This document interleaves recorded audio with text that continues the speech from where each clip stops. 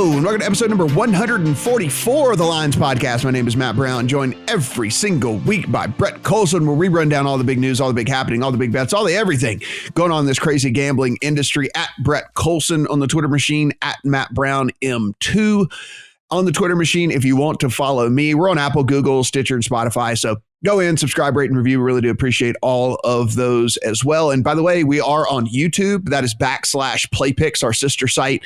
So be sure and go in and subscribe there as well. We put out everything we do. Obviously, content is completely free, and try to help you guys try to understand our thought process through different things as well. Going to hit on a ton of stuff when NBA starts to roll around here. We even have some things up, anything that's hot in the sports world, even stuff that is sports world adjacent. We've got a really great video on there we did with Eric Ramsey about sports cards, because that is kind of sports adjacent and it's kind of gambling adjacent. It's a little bit of both. And Brad, I know you and I talked a little bit about that,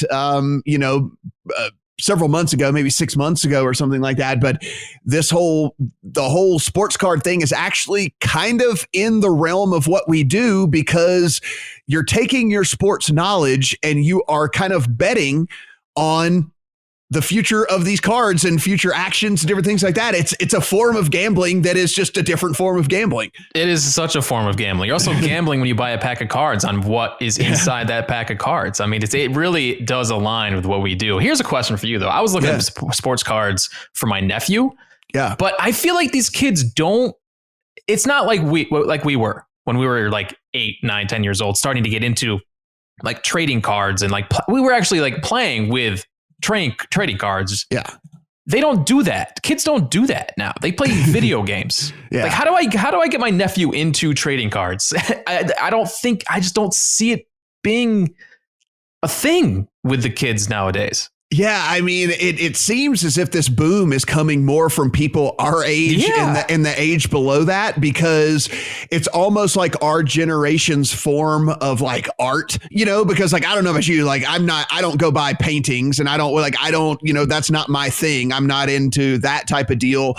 But, these cards come in different SKUs and different forms and different card stocks and all kinds of stuff. And so it's almost like our generation's form of art, really. And like, they appreciate and depreciate just like art does. And but it's almost like it's a little bit like what we do in gambling in the stock market too, is performance based, either appreciation or depreciation as well. And so it's really interesting. I dabble in it a little bit. Eric is really, really into it. And we're going to do a follow-up video with Eric as we head into NBA season, because NBA cards are going to get really hot again. So be sure and check that out if you're the least bit interested over at the channel. But there's a primer over there with Eric, and it's really good just to kind of give you the basics of everything that's going on in the industry as well. So I definitely would highly recommend it. And again, like, hey, look, I say this all the time. We say this about gambling too, Brett. If you go to the movies, your percentage of ROI on going to the movies, which is still entertaining and it's entertainment, but your chance of ROI is zero. You know that is a sunken cost, that you're going to the movies and it's going to cost you X amount of money by the time you buy the tickets and the refreshments and all the different stuff. And maybe you go to dinner before. You're still having fun. You're still enjoying it, but your ROI is zero.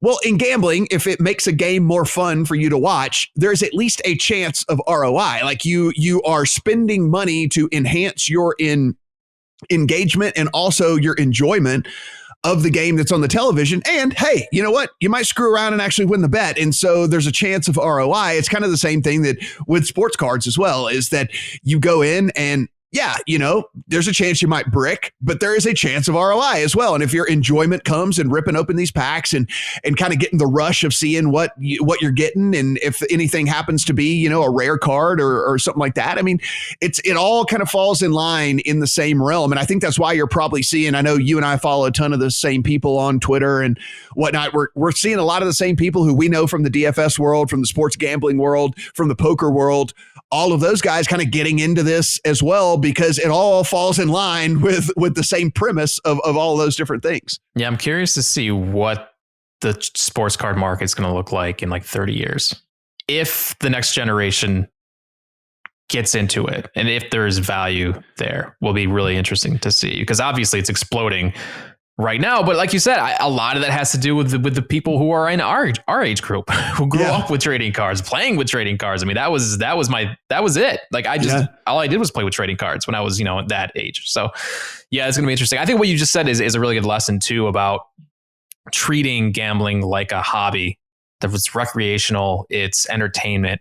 For new bettors, I think that's one of the most important things we can preach, is that if you treat it that way and not like a way to make money, that's how you can continue to do this and have fun with it. Otherwise, if you try to treat it like a job and you're not putting in the research, not putting in the time, not doing it correctly, then it becomes a problem. So really good point there. And we hear guys who will claim to be, professional sports bettors and stuff like that. And Brett, listen, I know a few, you know a few, but the reason we only know a few is because there are very few of them out there who actually do this for a living and make a ton of money and whatever. I bet probably more than 99.9% of the population out there. And it's, by no stretch of the imagination would I ever call myself a professional sports bettor or a professional bettor or a professional gambler, like anything like that. And so it is, if you treat it as an entertainment value, and if you want to get better at it along the way and you really start to dig in, you start to learn,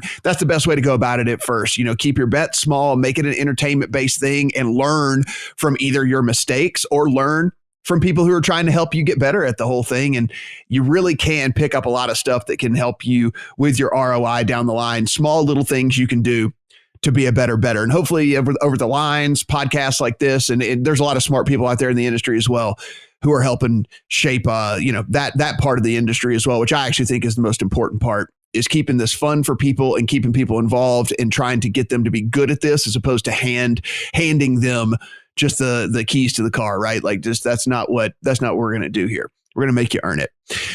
Brett, let's do one of the things we hadn't done in a while. And this is probably the perfect time to do it, because there are a lot of new states that have come on. There are a lot of different ways to bet. We're heading into NBA season. These books are going to be fighting for your business. And so I think now's as good a time as any to kind of update people on the different places and the different legal markets that they can go about betting right now. Some of these might not be your home state, but it might be right across the border from you. And, a short drive, if you have an event that you're really interested in betting on, it might only take you a short drive, and then you sign up, remotely from your car, and you're able to place a bet. So, as we look at the landscape right now, where do we stand, and what are we what are we looking at as we start to head into 2021? Yeah, let's run it down, sir. So right now we have 18 states that have legal sports betting in some form. 19, if you want to include New Mexico, which has tribes offering sports betting under existing gaming compacts. And then you've got Washington, D.C., that has also launched legal betting under the lottery supervision. I'm sure wonderful things are being said about the D.C. sports betting offering over at our sister podcast, Legal Sports Report.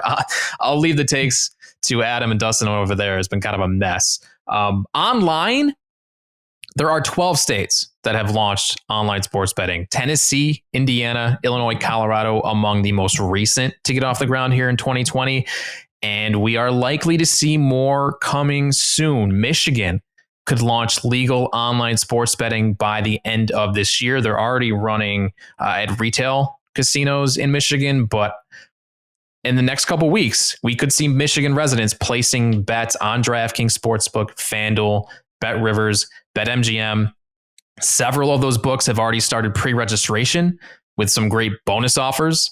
So if you live in Michigan or near the border of Michigan and you want to get your account set up, be sure to look and see what's out there. Visit thelines.com. We've got all the information you need right on our Michigan sports betting page about how to sign up, take advantage of those sign up offers.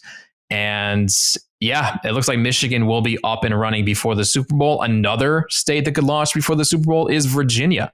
All signs pointing to January as a launch date. And again, with many of the big operators preparing to launch there, DraftKings, FanDuel. So exciting times for some pretty big states ahead of the Super Bowl here. Yeah, and on election day, there were some wins as well. That was good for Maryland, South Dakota, and Louisiana. They had the sports betting on the ballot, and it passed in all three of those states. So now we can't tell you exactly when they're going to get going in all three of those states. There's still some work to be done on exact launch dates, but it was legalized. It will get going in those states as well. The one thing before we head into some of the ones that are lingering out there is that you said, and I do want to drive this home, and this is another thing that we talk about is information that can help you become better bettors. And that is taking advantage of these new sign-up offers when you first sign up for books, because listen, they'll spiff you like they're really good about it. DraftKings, FanDuel, PointsBet, BetMGM, et cetera, et cetera.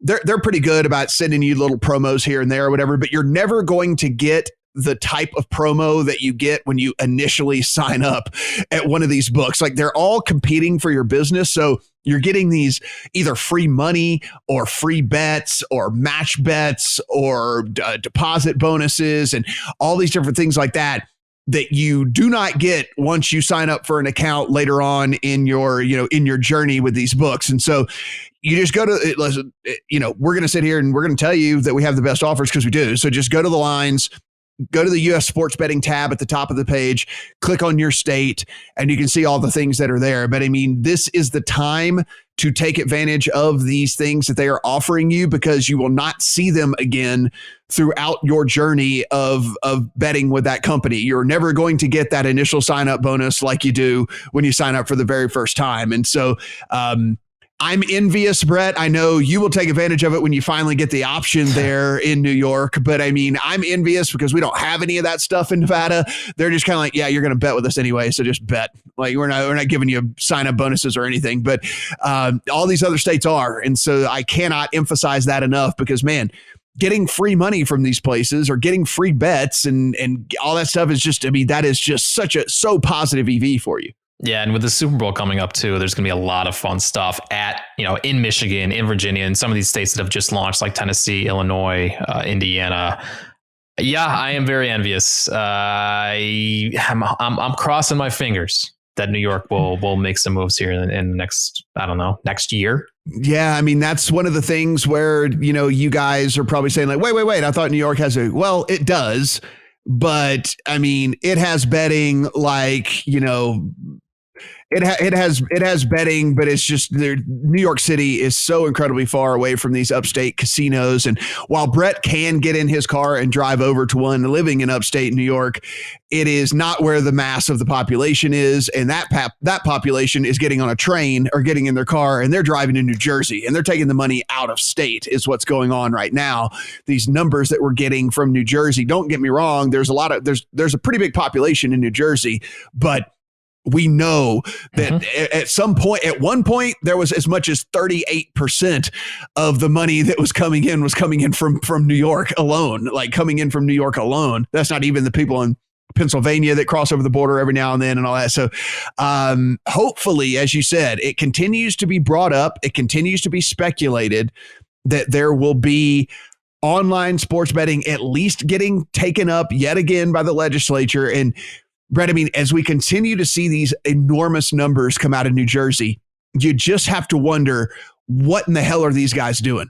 We actually got a story this morning from Matthew Cordell, our colleague over at Play NY. And I don't want to get my hopes up, because we've been here before with poker and DFS 4 or 5 years ago. But according to Matthew Cordell, New York might be able to push online sports betting through in a revenue bill this month. It is drawing live, according to Assemblyman Gary Pretlow, and I'm hoping for the best here. I mean, we already know who the major online players would be if they do pass or get this through. I mean, it'll be DraftKings. I mean, all these operators have already partnered. Like, they're ready to go. Right. They've already partnered with casinos. It's all like set up in case they push this through. So yeah, fingers crossed. I mean, as somebody who lives in New York, I can speak to the convenience it would bring to have an online offering, even with like a retail sports book. I live 15 minutes away from a casino, but it's not convenient. It sucks. I have to hop my car, drive down to the sports book, and by the time I get down there, the lines might have moved already. So it's really frustrating. And let's also add in there, it also means no in game as well. Exactly. Yeah. Which is where we know the future of all this is going. Yeah. Unless you want to sit there in the casino and I mean, we're in a pandemic right now. I don't want to be sitting in a casino making bets. It's just, and of course, if COVID spikes again, casinos in New York get shut down again. We're headed there. So it's smart for them to be looking at this again and try to push this through here this month so that they can start making some moves to get online sports betting up and running here in New York, which, as we know, is a massive, massive state for the health of this industry. Still holding out on California, Texas, and Florida as well. Of course, the 4 biggest states in the union, none of them have online and mobile sports betting as we sit right now. New York being the closest, pretty big long shot on Texas and Florida. California has talked about it. The problem is getting the onboard and the sign off from the tribes over in California. They hold a great deal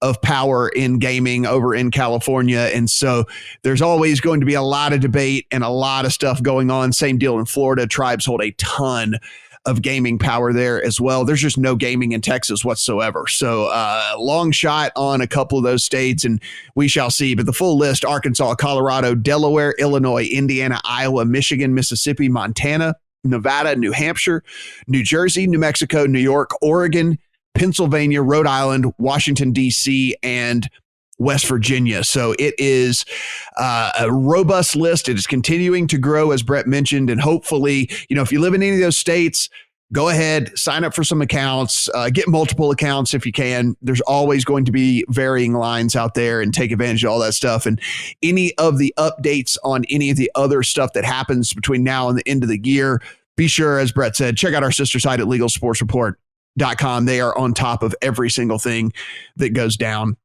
over there. Well, Brett, I can tell you this is for sure happening because I do a television show on MSG Network, which is getting preempted this Friday because they also hold the rights to the Knicks. We're heading into NBA season, my friend, and NBA preseason is going on. And they said, hey, you guys can keep your damn television show on Friday because we are going to be airing the Knicks basketball game. And so NBA preseason getting going. If we look here, I mean, if you look at the odds and if you look at where everything stands in the NBA right now, I mean, tons and tons of money. I actually saw a graphic yesterday from DraftKings. Brett, 40% of the futures money has come in on the Lakers so far. And that does not surprise me in the least bit. Nope. That said, I don't think there's been a lot of action on these markets early on. At least I think I saw Johnny Avello say that. But even still, no, we're not surprised that the Lakers are getting all this action after the way they kind of walked through the playoffs just a couple months ago. And not only did they do that, all they did was go out and sign the 6th man of the year. They traded for Dennis Schroeder. They got Wesley Matthews. All they did was make that team exponentially better in a short amount of time here heading in to the season. One of the things, to point out, plus 275 on the Lakers, Clippers plus 550, Bucks plus 550, Nets plus 600 over at DraftKings. Now, Brett, the Lakers are so talented and so deep that they could withstand some COVID issues to a LeBron James or an Anthony Davis or whatever, something like that. So I don't think it's as risky to put money on the short shot of the Lakers. Now, once you get into like the Clippers and the Bucks and the Nets and the Celtics and pretty much actually any other team outside of the Lakers, any of these other short shots, how could the Bucks survive, if Giannis was out for an extended period of time? How would the Nets, if they only had to go at it with Kyrie and didn't have KD out there? And, basically you could look at all these other teams and start to point to that as well. So in the weirdest of years, and in this year of COVID, and we've seen all these college football games get canceled. We've seen already college basketball games start to get canceled. And things get moved and contingency plans get put into place. I would not lock up money into the futures market on any team other than the Lakers or any team that was like 20-1 or longer, maybe even 30-1 or longer. I'm either holding a really big long shot or I'm holding a Lakers ticket, and that's probably about it. Even the Lakers, I mean, it's so much money has come in on them that I feel like you're too late already if you want to put money on the Lakers. I'm with you though. Like we're at the start of another NBA season, and it's just as cloudy in betting markets as it was months ago when the last season resumed and ended. It's probably cloudier now with all these teams traveling and having to like jump the hurdle of COVID-19 every single day. I don't know what to expect. So I'm not locking up any money. I usually bet futures in every league before the season. I haven't even looked yet because I don't know what to expect for the season. So it's really challenging for the books to set lines. Like they've changed the way they've done win totals markets too. Some of the books are doing win percentages. Some aren't even offering win totals because they don't know what to expect. It's really tough right now. Yeah, and just as you bring that up, I mean, we should go ahead and we'll go ahead and say, like, so DraftKings, if you're betting at DraftKings, they have gone the route of win percentage. And so they decided, okay, we're going to go win percentage because this is a year the games might get canceled, season might get shortened, and then this way we don't have to refund your bets out there. Right. So they're going to win percentage. PointsBet and FanDuel are still doing the traditional wins. Now, it's written very clearly on the site at FanDuel that must complete 70 games for the bets to stand. So they are allowing, even here, Brett, for 2 games to get canceled for each of these teams for things to stand. Now, typically, you know how this works. Typically, all the games in a season have to be played for bets to be paid out. That is not the case over at FanDuel. At least they have decided that they're going to go with 70. So they have allowed for 2 games to be canceled, and they could still make all these bets be live. And so whenever you're making these bets, if you are brave enough to put in these futures bets, just be sure you understand what bet you're making and who you're making it with and what their rules are, because it's going to be different everywhere. Everyone's going to be have different rules on this stuff. And again, at DraftKings it's win percentage, so don't look at that and like think, oh my God, there's no way in the world this team's only going to win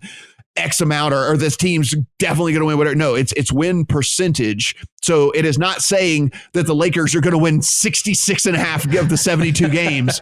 Although they might, but that is win percentage on the Lakers and whatever. So just be sure that you know what you're betting on. Yeah, this is interesting too, because FanDuel, they must have just posted these because they told us last week they weren't even going to offer win totals. So they must have made a decision to do that over the last couple of days. So that's good to see that there's a little more variation out there, but it is super interesting to see that they're all doing different things. All these operators have different markets. I know it's insanity how they've gone about all of this.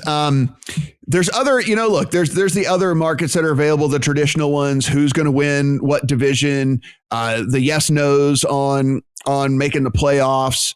There is also the player awards, of course, the MVP being the MVP and rookie of the year, basically being 2 of the markets that people bet on a lot when it comes to these futures. And Brett, when you look right now over at FanDuel, Luka, your favorite for regular season MVP, a little over 4-1.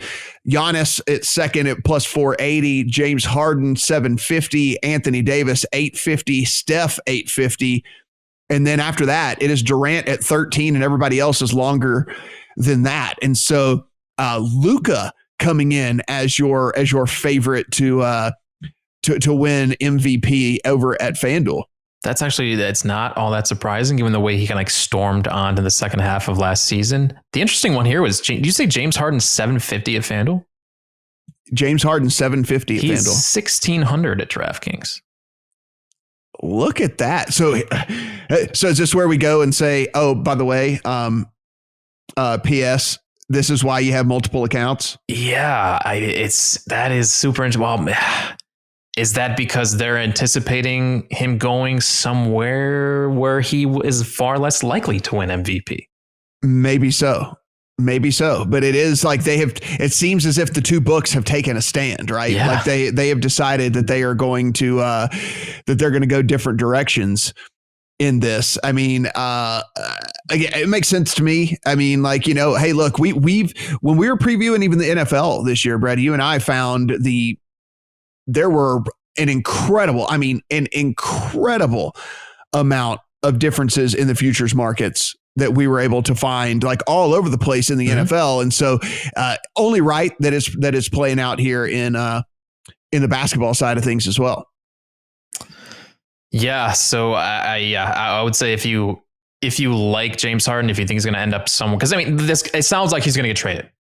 So if you think you know where he's going to go and he might have a shot at winning MVP, I would say DraftKings is probably your place to go right now. I haven't looked at some of these I haven't looked at MGM and PointsBet to see what his number is over there, but FanDuel's plus 12-1 at PointsBet. Okay. So PointsBet's 12-1. So yeah, definitely you're going to want to head to DraftKings. No doubt about that. Like that's where you want to go for MVP. If you like James Harden, 16-1, you're getting by far the best number on him there. And again, if you like the favorite in Luka, you're going to want to go to FanDuel. You're getting the best number over at FanDuel. So again, that's why we have these multiple accounts and shop around for all of these numbers here. If I had to put money down, again, Brett, same deal. I am not taking any of the short shots in what could be the weirdest NBA season ever. So for me, I'd rather be holding a ticket on a guy like, just kind of off the top of my head here, but like let's say the Sixers finally put it together and you're holding a 30-1 on Embiid, or the Nuggets finally, make a run and push in the West and you got a Jokic like 36-1, or so. Like, I would rather be holding one of these tickets for these longer shot guys. And if they start playing their way into the conversation, you're holding a ticket on them that, at a number that you're never going to get again, as opposed to holding a ticket on, let's call it Giannis at 480. He gets COVID and has to miss a week and a half or 2 weeks of the season. And if you really wanted a ticket on Giannis, then at that point, you're probably getting, 8-1, 10-1, 9-1 or something. So I don't know if these short shots, if it's really worth doing anything with the short shots. I would almost rather just be holding a ticket of a number that I know I'm never going to get again, or never going to get a better number, because they would be able to play themselves into the conversation. Yeah, what did we say before the baseball season? Embrace the chaos, and some weird stuff happened there. Yeah, we saw the preseason favorite Dodgers win it all, but there were, in some of these awards, we saw some long shots win. Trevor Bauer, Shane Bieber won Cy Young. Yeah. So I mean, Jose Abreu won the AL MVP. I mean, the weird things. We had a pitcher win Rookie of the Year. Yeah, so I mean, weird things happened there, and it's not that short of an NBA season, but we don't know who's going to get COVID. We don't know who's going to be sitting out for weeks at a time. So, I would say I'm with you. I don't see any value in buying some of these really short favorites to win MVP. The NFL Week 14 rolls on. Brett, before we get into Week 14, just a quick Week 13 look. Is there any team? Is there anything that happened in Week 13 that made you really, really value a team in your kind of personal power rankings more or less because of what you saw in Week 13? Because I got to be honest, I think there is for me. Well, you start. Let me think about this. You're putting me on the spot. You go ahead. Yeah. So for me in Week 13, I think what we saw play out is something that had been brewing for quite a while with the Steelers team. And I understand it's been a rough stretch for them, getting games moved and having to play on weird times and weird days and different things like that. But what has not changed and what didn't change in that game And we've talked about it on this podcast. We talk about it whenever we have Brad on Fridays. This Steelers offense goes in gigantic lulls where they cannot move the ball in courses of games. It is not like one of these offenses that we see that consistently can move the ball up and down the field. And it finally caught up to them on Monday night. I mean, they were holding a 14-0 lead and allowed Washington to come back and win that game 23-17, where they only scored 3 points in the second half. And Ben Roethlisberger's forced to throw 53 times in that game because they cannot do anything at all running the ball. And they really haven't been able to do anything running the ball all year long.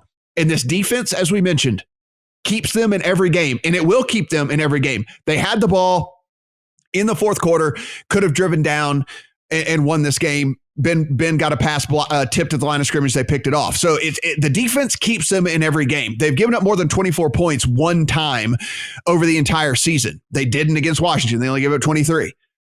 But this offense has some very big warts and some very big holes. And I don't know if this Steelers team somehow slips to where they are not the bye, which right now they still have the bye because the tiebreaker is division record, and the Chiefs lost to the Raiders, and the Steelers, of course, it was a football team loss. But I don't know if the Steelers can make it through if they have to play an extra game. I don't know if you can dodge the bullet of this offense being pretty mediocre, having to make a whole run through the playoffs, getting to have to skip an entire game where you might get to avoid the pitfall of your offense falling flat is so incredibly huge for this team like the Steelers. But man, I am pretty much looking at this Steelers team completely different as far as the outlook of what I think they can actually do once we get to the playoffs. Yeah, that's a good one. And because negative regression was due for this team. They did not look like an 11-0 team, especially offensively. I mean, all season they've been in the bottom 8 to 10 in the entire league in yards per play. In 2020, how can you consistently win week after week with that? This is offense matters more now than ever before. So let's talk about Buffalo, because Pittsburgh plays Buffalo this week. I was so impressed. That was the best game Josh Allen has ever played. He was lighting that Niners defense up with some unbelievable throws all night. And this team is dangerous. They're better than I gave them credit for. The defense is not great, but we're starting to see the secondary come together, look like the elite unit they had been over the past 2 years. Trey White, Poyer, Hyde, they're all finally healthy again.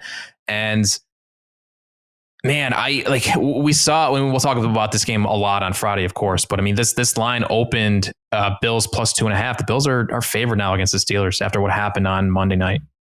And I'm not surprised with the way Josh Allen looked and the way the Steelers offense looked. Can the Steelers offense take advantage of some of these Bills leaks on defense? I don't know. I really don't. I think the Bills might be the better team. And I've been seeing this on Twitter over the past 2 days. The Bills might be better than the Pittsburgh Steelers. There's no doubt about that. And listen, you've been a little hesitant because they're your team and you don't want to feel like a homer, but me, I've been pretty high on this team. I have been the thing that I love about McDermott, and it is something that we don't see enough of, is, hey, guess what? We're really bad at something, and we're not going to continue to just continue to be bad at it over and over and over and over and over again to the detriment of our team. And listen, will it finally catch up to them, Brett, that they can't run the football consistently? Maybe. But we know this is a passing league, and if you're going to be good at one thing in this league, it's way better to be good at passing than it is to be good at running. We know that for sure. And what he is not doing is running Devin Singletary into the line for 1.5 yards over and over and over and over and over again. He's like, you know what? We're not good at it. We're not going to do it. We're going to throw all the time, and that's just all there is to it. And that is a tip of the cap to McDermott for making that decision that they are not going to do something they are bad at strictly because they feel like they have to. They are one of the best in the league. I think right up there with Carolina at building a game plan around analytics, making adjustments around analytics. Their in-play has improved drastically since they started using analytics, and just optimal in-game decisions to go for it on fourth down, fourth and short. I mean, it's like a completely different team than I watched 2 years ago. And we're really starting to see it now that he has all this trust in Josh Allen, and they have probably the best play caller in the entire NFL right now, and Brian Daboll. I mean, this offense is so much fun to watch. I don't even recognize this team. It's been a lot of fun, and I'm finally coming around to it now after watching Josh Allen play against the Niners on Monday nights. Man, this team is really good. The only other team I do want to mention here, there's a lot we could go into with Week 13, but we'll do a recap on the Friday podcast a little bit as well. But the other team I do want to mention is the Rams. And with the way that defense is playing, and if they decide that they will, in fact, just, I'm not going to say hide Jared Goff, but play to his strengths as opposed to try to make him do something that he cannot do, I think this Rams team is pretty dangerous as well. Brett, we know what Jared Goff is bad at, and that is when he faces pressure, Jared Goff wets the bed and he makes very bad decisions and he makes very bad throws. So we saw this 2 weeks ago against the Bucs, and for whatever reason, they got out of sorts last week against the 49ers and didn't do it, but then they get back to it here against the Arizona Cardinals. These stats on Jared Goff are incredible. He's 37 of 47 in the game. He throws for 351 yards. But Brett, 13 of his passes were behind the line of scrimmage, and 25 of his passes were between line of scrimmage and 10 yards down the field. He only attempted 6 passes between 10 and 20 yards and did not throw one pass over 20 yards in the game. Did not attempt a single pass over 20 yards in the game. Get the ball out of his hand quick. Don't let him make bad decisions. Play to the strengths of their yards after catch with Cooper Kupp and Robert Woods, 2 of the best guys in the league. Listen, they might not be elite wide receivers, but they are elite after the catch. And so get the ball in their hands, let them do what they do, and play to Goff's strengths. And then you pair it with this defense that has pretty much shown up every single week this season. I think the Rams are at least a for real contender in this whole thing. And I probably wouldn't have said that 6 games ago. It's funny. You look at some of these. My biggest concern about the Rams coming into the season was the offensive line, and they really didn't address their offensive line. To me, this looked like a really bad unit, and it still might be. But like you said, they figured out a way to get the ball out of Goff's hands quickly so that it doesn't matter if the offensive line is bad. Like that's where they've been thriving, is just getting the ball quick. I mean, that kind of the Patriots model and how they were successful for so many years offensively. Get the ball out quick. Don't turn the ball over. Don't put Tom Brady in situations where he's going to turn the ball over. Obviously, Jared Goff's not Tom Brady, and he's still more liable to turn the ball over. But it's come down to play calling and scheme, and that's why the Rams have been so successful this season. And yeah, I think they're in pretty good shape in the NFC right now. So let's take a look here, just kind of real quick. And again, we do the full breakdown every Friday. And if you don't follow us for that podcast, you really, really should, guys. I mean, we go pretty in depth in everything on Fridays. And again, that thing is broken up as well onto our YouTube channel, and kind of go game by game with some of the more popular games of the week over on the YouTube channel. So again, another reason to subscribe there. Are there any of the games here in week 14 where the line really stood out to you, where the line really jumped off the page, where you were like, that is not where I would have expected this thing to end up at? Starting with Thursday night, we'll talk about that game in a little bit. Yeah, that one was one just based off what happened in the Patriots game against the Chargers on Sunday. That was one that kind of jumped off the page to me. It's a really interesting week because there aren't a whole lot of big spreads like we saw last week. I mean, last week we saw a bunch of double-digit spreads. There's only one this week, and only a couple. No, there's only one that's above 8 right now. There's a couple hanging around 7.5, but there should be a lot of tight games this week. And I thought the lines were pretty fair for the most part. I don't know. What did you think? Yeah, no, there really wasn't anything that jumped out at me. I think the only thing that maybe just a little bit I think that maybe the Falcons are at the very least a field goal better than the Chargers, maybe a little bit more at this point. This Falcons defense has actually started to play fairly well. And they were in that game with the Saints. And in a game where you're going to say, like, oh, well, Drew Brees didn't play. Taysom Hill actually played good in that game. And they were in that game, had the ball again. Like, they could have gone down and won that game, the Falcons. And so I think that was the only one where it's like, okay, there's no home field advantage at all. So I don't really care that the Falcons are going over to LA. And the way that this Chargers team has been playing, I mean, it looks like to me they're defeated. They understand their coach is lame duck. They know that there's going to be some turnover. To me, that was really the only one where it feels like the Falcons could come in and really kind of kick a team when they're down. That'll be a fun one to talk about on Friday, because I kind of felt the opposite way about that game. So we'll save that one for Friday for the fans. Yeah, that was about the only one. But like you said, I think most of the lines were pretty fair when it comes down to everything in week 14, and we'll break everything down on Friday. As far as the futures market, we talk about it in the NBA, the NFL. Is there anything lingering out there? I mean, we're not betting the Super Bowl winner right now, I don't think. There's a couple of division winners that are still obviously up for grabs. The NFC East being the first one that really comes to mind. The West, I guess, if you want to talk about the Rams and Seahawks, the validity of those two teams. The South with the Titans and the Colts. Do you have a lean in the East? Do you have a lean in the NFC West? Do you have a lean in the AFC North? We're looking at the Giants being favored over football team -143 to +140. We have the Rams favored over the Seahawks -155 to +125. And we have the Titans favored over the Colts -200 to +150. I'm tempted to bet the football team at +140. The problem is the Giants have the tiebreaker right now. So Washington would have to win one more game than the Giants the rest of the way. And I understand why the Giants are favored right now. I'll put it that way.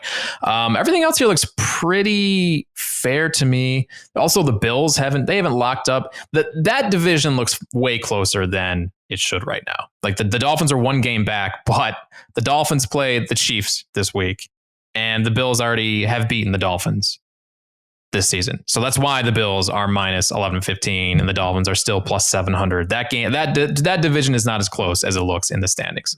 But yeah, everything else looks pretty fair. What do you think about the AFC South? Are the Titans at -200? Obviously, in the advantage now after beating the Colts 2 weeks ago, but I don't. The Titans good? No, so I mean, I have kind of been saying this for a while now that I was wondering how long it was going to take for this defense to really, really get exposed, right? Like really and truly get exposed. And man, the Browns were able to do that. That score is cosmetic. That was a beatdown in that game. Yeah. The Browns went to soft coverage immediately in the second half. And so like 41-35 was not even close to how that game went. I mean, it was a complete and total beatdown. And I guess the only thing working in the favor of the Titans here and why you probably do have to go with them at -200, they finish out Jags, Lions, Texans. Now there is a Packers game in there, but like they're going to be favored in 3 of the 4. So if they hold in the games they're supposed to be favored in, then it's definitely advantage. It's definitely advantage Titans over the Colts. Yeah, I guess. I mean, the Colts have Raiders, Texans, Steelers. Yeah. Which probably is gettable if we feel the way about the Steelers that we've been talking about. And then the Jaguars. I feel like this should be closer. I don't think the Titans should be -200 to win that division right now. I'll tell you what, I think that there is, I mean, I'm fairly down on the Titans, so I'm maybe not the best guy for all of this, but I think there is a chance, not a big one. I think there's a chance the Jags could scare the Titans this week. I think if Kenny Golladay is back by the time they play the Lions on the 20th, which hopefully he would be by then, the guy would be out for like damn near the whole season at that point, unless they just decide to shut him down, which they might, depending on what kind of injury he's still dealing with. But I think that game for the Lions could get very, very scary for them. the Packers are definitely going to be favored over the Titans in that game. And then the Texans, Texans can't seem to close anything out. But yeah, I think that there's a pretty decent. They could go 2-2, and it would not surprise me if they went 1-3. They stink. I'm so tempted to bet the Titans to not make the playoffs. Plus 465 to not make the playoffs. This team, we've been saying it all year. This team is such a fraud. I know it is. Their defense is horrible, and like it finally got exposed. But their defense has been bad all year, and it just the schedule has favored them to where it doesn't really show up a ton.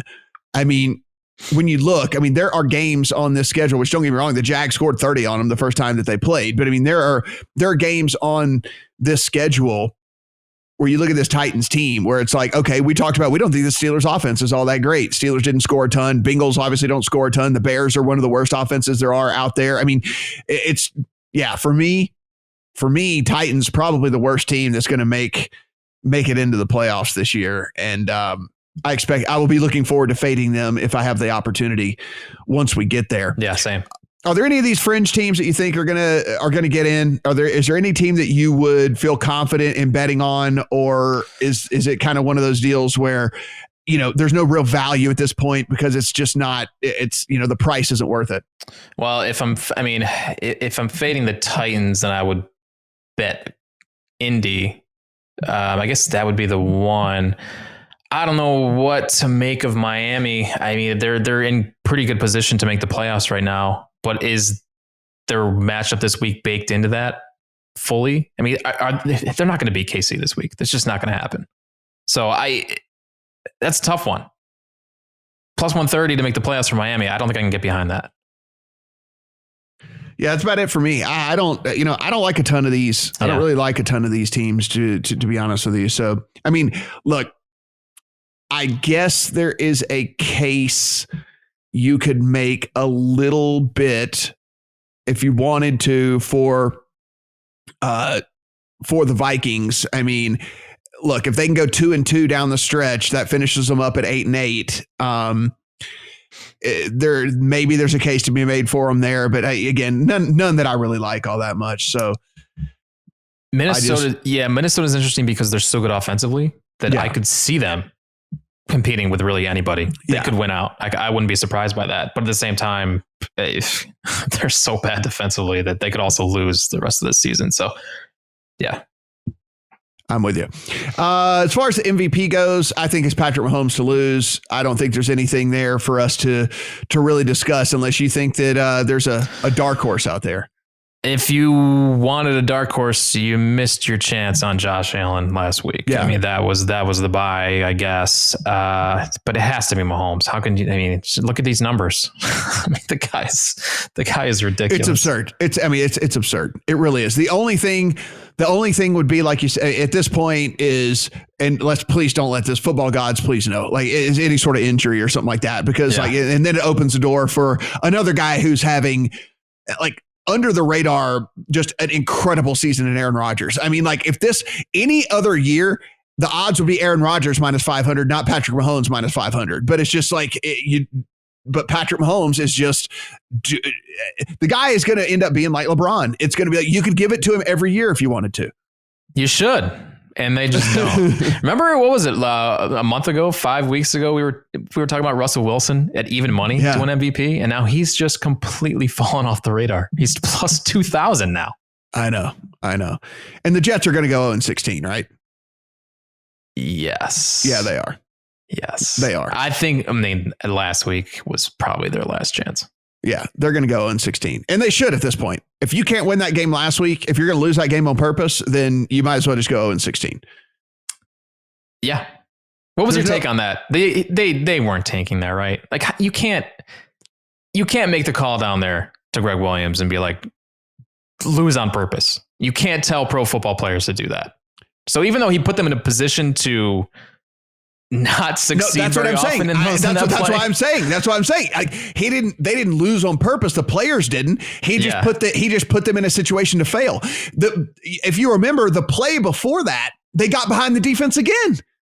They were behind the defense the play before, and Carr overthrew Aguilar in the end zone. And then the very next play, He calls cover zero. Again, the stats bear it out. And like you unless he's just the worst coach in history, like the biggest moron that's ever lived, the stats bear it out that this was a tank job, because there have been 250 plays since 2006, whenever they started, recording stuff like this, in which all of the criteria was met under 15 seconds, more than 40 yards away, team with no timeouts. And no one has ever called a cover zero. In 250 plays, 0 times has it ever been called, because it makes no sense. Like, you just let them complete it short, you keep them in bounds, and the game is over. Like, it is insanity. How do you explain the firing then? If he was on Team Tank, if he was following orders up top, why would they fire him the next day? Well, because in my opinion, because like they're all gone anyway, right? So it's just like it's just more of an optics thing. Like they're going to clean house. Nobody's going to have a job next year. So that's just kind of like this happened, so let's go ahead and clean house. But dude, it is now even money. Well, not even money. It's now even odds for them to go 0-16. It's the yes is -110, the no is -110. So yeah, give me the yes. There's no way they're going to win a game this year for sure. On the Eagles front, does it change your opinion of this team at all moving forward that they're going with Hurts over Wentz? It's fascinating, because Hurts has actually looked way better than Wentz in his small sample at quarterback. So he looked confident. He looked confident, and that's like what we've never got in Wentz. Like, at least he was just stepping in and to throws and throwing, and like, yeah, they weren't necessarily always accurate, but at least you want a guy back there who's going to be confident in what he's doing, which it looked like Wentz's confidence had been completely zapped. It's been zapped for a while. I feel like him playing with all of these scrubs for so long has totally ruined the confidence in himself and the players around him. He's just completely wrecked as a quarterback right now. Maybe some time off will help him, get his mind back to where it needs to be. Because I feel the talent is there. He showed what he can do. He's great at throwing the football downfield. He just hasn't had anybody to throw the football to in a long time. And yeah, maybe a little break will help him. But it's hard for me to buy into this rookie quarterback who I didn't have any faith in coming into the season. I didn't know what the Eagles were doing drafting him in the second round to begin with. So the fact that he has looked kind of good in like mop-up duty, I kind of want to fade them, because I think the market will kind of move toward him. Yeah. Yeah. I think people, if anything, are looking for any sort of hope with that team. And I'm not sure a rookie starting against the Saints, which, by the way, over the last 6 weeks of the season has been the number 2 defense in the league behind the Steelers. And so, I mean, good luck with that, right? Good luck with that. This line should be higher. Again, we'll talk about that on Sunday. Or Friday. So let's take a quick look at this Thursday game. Patriots at the Rams. You thought that maybe this line was a little wonky. Do you think it's too short, or do you think it's not long enough? So I have not taken a deep dive into this one yet, but I can tell you this, even before looking at matchups, this is normally a market spot. I would be highly interested in fading the Patriots off that wacky drubbing of the Chargers, in which they scored 45 points despite only averaging 4.4 yards per play. All my fears going into that game came to fruition, and then some. Belichick against an unpolished rookie quarterback, and the Chargers' inability to stop the run. And the Patriots took advantage. That final score does not tell the whole story of that game, but the Patriots definitely did a good job with a rookie quarterback and Justin Herbert. But this is a very different matchup here. And we talked about the Rams. I mean, 5th in total DVOA, 9th in run defense DVOA, with Aaron Donald clogging the middle of the field. And all the Patriots can do is run the football. Cam looks terrible throwing the football. And if they end up in a situation where they are playing from behind in the second half, I don't know how this team produces chunk plays or any kind of offense. Yeah. And they also don't get a lot of pressure on the quarterback because of the lack of the talent on this defense. So they're forced to blitz more. And the Rams are extremely good at getting the ball out quickly with these wide receivers who are fantastic. So in my initial findings, this looks like a Rams play to me. I mean, this opened Rams -6.5. It's fallen to 5, and it's been oscillating between 5.5 at DraftKings since Tuesday. I think if it's at 5, I think that has to be a buy on the Rams. Yeah, I'm with you as well. This is a pretty great spot, I think, to really understand who this Patriots team is. And that was the ultimate coaching mismatch last week. Yeah. And it played out exactly like everyone who said it was the ultimate coaching mismatch. And it was, and it played out exactly like everyone thought. I got down in that game 2 different occasions, Brett, in game. And I know this makes you jealous because as horrible as the apps are here, at least I do have in-game opportunities to get down on games. I got down 2 different times in game on the Patriots because once they got out to a lead, I was like, this game is over. Like, there is no chance. There is 0 chance that this Chargers team is coming back on Bill Belichick in this. Yeah. Like, Anthony Lynn has no prayer in this game at this point.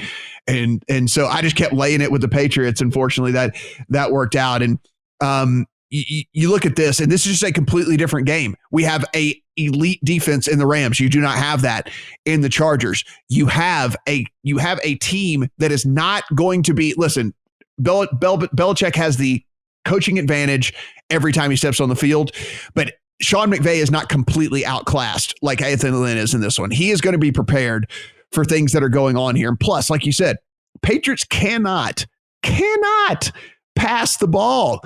And so when you have corners like Jalen Ramsey out there, you can basically sell out on the run and leave those guys in one-on-one coverage against what are their wide receivers for the Patriots? Against Jacoby Myers? Give me Jalen Ramsey over Jacoby Myers any day of the week. N'Keal Harry's horrible. Everybody, like, there's no playmakers to throw the ball. So when you have these elite corners like the Rams have, then you just sell out. You go to one-on-one coverage. Maybe you get beat one time over the course of the game and you give up a lengthy score, but you're going to win more times than not. You just sell out to stop the run and just show. I don't know a path of victory here for the Patriots, to be honest with you. Yeah, this looks like a great spot for the Rams and an amazing spot to sell the Patriots after that win on Sunday. And even before that, I mean, they've won 2 in a row now. People are starting to buy back into the Patriots, and this is the wrong time to do it. Guys, as always, you can follow me and Brett on Twitter at Brett Collson, at Matt Brown M2. We're on all of the places that you go and you find your podcast. So please go and find us there as well. Subscribe, rate, and review again on YouTube at youtube.com/playpicks. We appreciate a subscription over there as well. And comment to us over there. Like whenever we post these things and post our game picks from Friday and stuff, let us know what you're thinking. We're definitely interested. If you think we're off base, let us know because we don't always get them right. That is for sure. So really do appreciate all that and the support. And again, if you're looking for a new sports book, or if you just know you need to get multiple accounts because of just, the lines we're talking about, the juice being different, all the stuff like that, be sure and head over the lines, click on your state, and you will find the very best offerings that you can possibly get. For Brett, I'm Matt. Talk to you guys on Friday.